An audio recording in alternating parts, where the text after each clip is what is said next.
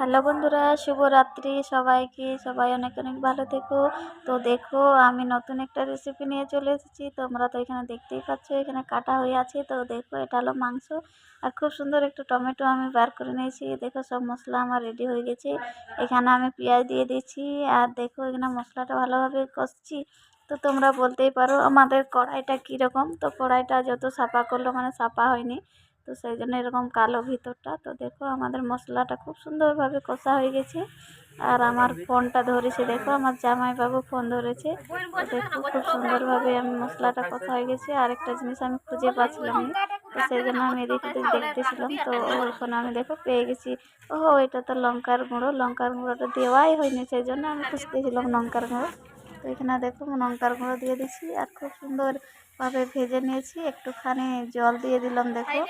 আর দেখো, খুব সুন্দর একটা কালার চলে আসলো। তো মানে কি বলবো, খুব সুন্দরভাবে মশলাটাও কষা হয়ে গেছে। আর সব কিছু কষাও হয়ে গেছে। এখানে দেখো, খুব সুন্দর একটা কালার এসে গেছে। আর এখানে আমি দেখো মাংসটাও দিয়ে দিলাম। তো তোমরা এটা কি মাংস অবশ্যই কমেন্ট করে বলবে।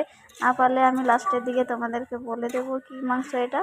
তো খুব সুন্দরভাবে দেখো নেড়ে চেড়ে ভালোভাবে নাড়তে হবে। অনেকটা তো মাংস, প্রায় মানে কি বলবো 1 কিলোর উপরে আছে মাংসটা।